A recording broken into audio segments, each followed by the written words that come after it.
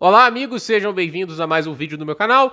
Eu sou o Lucas Knaip e vamos falar sobre o João Fonseca, que tomou a decisão de desistir do ATP 250 de Atenas, né, após aí essas 2 semanas intensas de tênis, né? Ele foi campeão em Basel, jogou agora o Masters 1000 de Paris, enfrentando dois tenistas top 30, vencendo um, o Shapovalov, perdendo para o outro, que é o Karen Khachanov, e agora, né, o João Fonseca vai focar na próxima temporada. Joga uma exibição contra o Alcaraz, se não me engano, no Kaseya Center, que é a arena do Miami Heat em Miami, acho que vai ser em dezembro, né?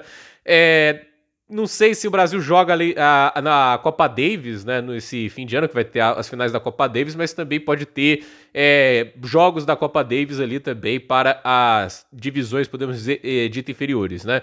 E aí tem a United Cup no fim do ano, né? Que assim, o Brasil acho que joga e dependeria muito do João, né? Porque assim, se não é ele, ou é o Thiago Villa ou o Thiago Monteiro, né? E eu acredito assim que, como vale pontos no ranking, né? É uma representação nacional, talvez a gente veja o João ainda jogando tênis lá no finalzinho do ano na United Cup, que normalmente acontece aí nas últimas semanas de dezembro, né? Mas olhando para o aspecto geral da temporada, o título em Basel muda tudo, deixa a temporada positiva e com a sensação de objetivo cumprido. Se ele não tivesse sido campeão em Basel e o top 32 não tivesse em jogo, eu acho que ele jogaria em Atenas, né? Até porque ele teria seu tempo aí para se preservar e começar a jogar, talvez segunda ou terça-feira. Mas a questão é, ele já conseguiu, ele no momento é o número 24 no live ranking, né? Se o Vacherot ganhar, ele cai para 25, né?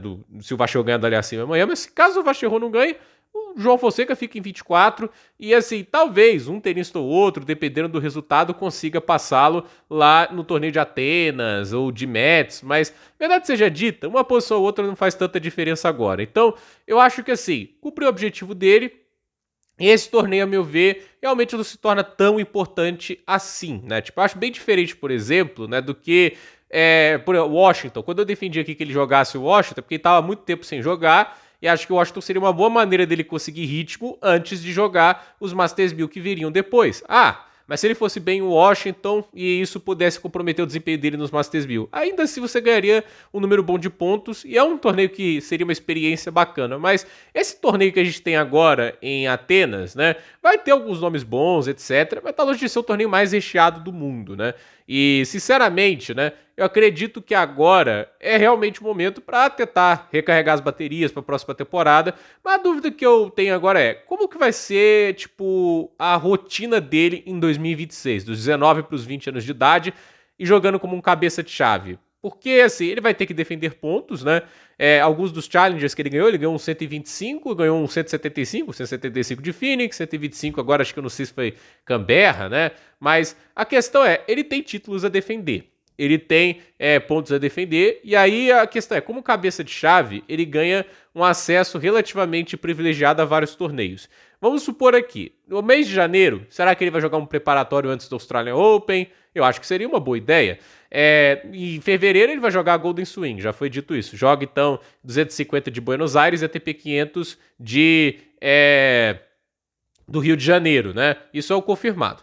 O Rio de Janeiro não vai perder, é o torneio de casa dele.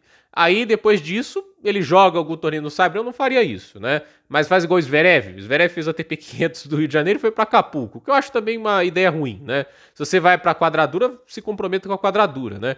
Mas qual é o preparatório que ele vai fazer ali para Indian Wells? Vai fazer igual na última temporada? Vai direto mesmo para Indian Wells? Nesse caso aqui, é o preço que se paga da colocação de calendário da Golden Swing, né? Que realmente, assim, é bem inconveniente, né? Tá entre a Australia Open, dois Masters 1000 muito grandes que tem nos Estados Unidos, né? Esse era o tipo de momento que talvez você pudesse empurrar a Golden Swing, tipo assim, para um momento mais do saibro mesmo da temporada, para não ficar tão mal colocada, ou talvez até pós-Wimbledon, sei lá, né? Porque aqui ainda estaria no inverno, num clima mais agradável. Eu acho que seria bem mais receptivo também para os tenistas aqui na América do Sul, né? Tipo, pelo menos a ideia é minha, né? Não sei se vocês concordam. Mas olhando aqui para essa questão, eu quero imaginar assim, como que vai funcionar, por exemplo, o Gira de Saibro? Porque esse ano ele entrou direto em Madrid, pulou Monte Carlo, pulou Barcelona e Munique, foi para Madrid. Aí jogou Roma e aí sim, acho que ele jogou Roma, né? Aí a gente teve ele jogando Roland Garros, né?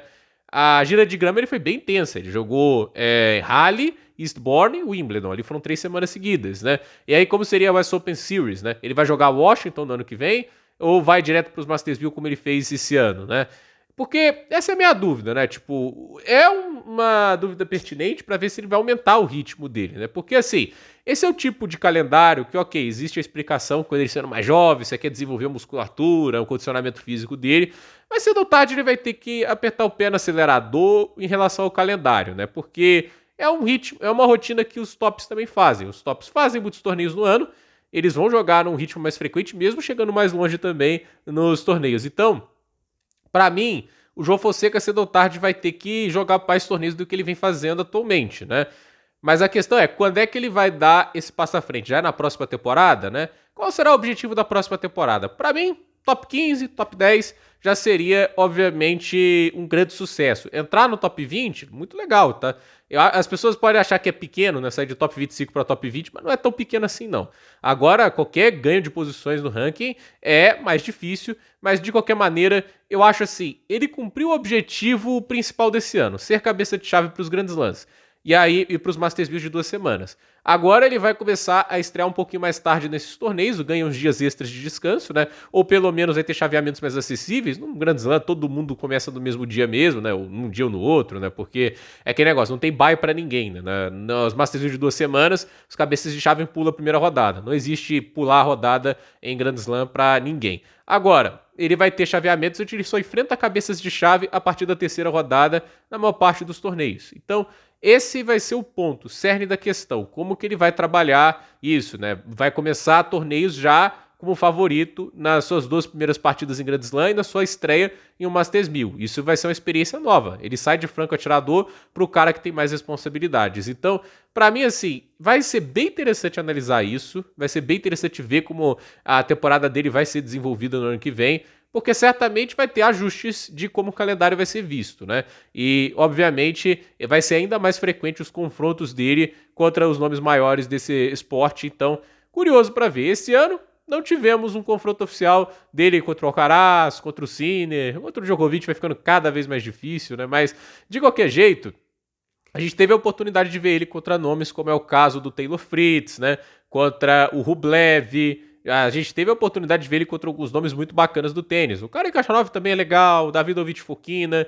Já foi uma experiência bacana ver o João Fonseca jogando contra esse tipo de tenista, né? Jack Draper. Esse aí pra nós ainda não foi legal porque foram 2 jogos que o Draper sobrou pra cima do brasileiro. Mas, assim, ano que vem a gente deve ver mais esse tipo de confronto oficialmente, né? Porque vai ter o jogo contra o Alcaraz lá na exibição, mas a exibição, e assim, vai dar uma ideia do que o jogo é, mas o jogo de verdade é sempre mais complicado, a gente sabe disso. Então, vamos ver o que acontece. Pra mim, assim, a decisão de pular Atenas, completamente aceitável, não tinha muito a ganhar. Eu acho que assim, o objetivo já tá cumprido na temporada, ele não vai sair do top 30, e assim, deve ficar no top 25 mesmo. Então, pra que jogar ali se você não vai ganhar muitas posições no ranking? Óbvio que 250 pontos, se você pensa que ele pode ser campeão ali, ele, tipo assim, se protege dos pontos que ele perde em Phoenix, que ele perde lá em Canberra, mas proteger pontos é uma rotina que ele vai ter que se acostumar também. Então, curioso pra ver como ele vai fazer isso ano que vem. E assim, né, tipo, existem oportunidades maiores no ano que vem do que a gente vai ter agora nesse 250. Então, a ver o que acontece aí para o João Fonseca, né? Tipo, um ano positivo. Teve altos e baixos, não vou dizer que foi tudo perfeito, tudo conforme planejado. Eu não sou esse tipo de pessoa. Para mim, assim, ele não jogou bem lá no Canadá, a derrota pro Skull Kate não foi boa. Teve jogos que ele poderia sim ter feito melhor, mas isso faz parte. Todo mundo poderia ter feito melhor. O Alcaraz, assim, que o diga nesse jogo contra o Norrie. Ele poderia ter feito muito melhor. E é a vida do tenista. Nem sempre você vai estar no seu melhor dia o tempo todo. Tem dias que você vai ter que procurar soluções, ter essas experiências difíceis, né? E é aí que diferencia os grandes, achar a vitória nos momentos difíceis. Mas aí alguns levam tempo até alcançar esse tipo de domínio. Tem alguns tenistas que até hoje têm dificuldades com isso, como é o caso do Zverev em jogos difíceis de Grand Slam. Quase sempre ele perde. Então, vamos ver aí o que o João vai ser feito ano que vem e como, se ele terá finalmente uma campanha de maior destaque no Masters 1000, no Grand Slam. Para a primeira temporada, ok. Terceiras rodadas, algumas vitórias sobre nomes grandes já são bem positivas para uma primeira experiência nesses torneios. Então, gente, por esse vídeo é isso. Dúvidas nos comentários, deixe seu like, se inscreva no canal, compartilhe esse vídeo e até o próximo vídeo.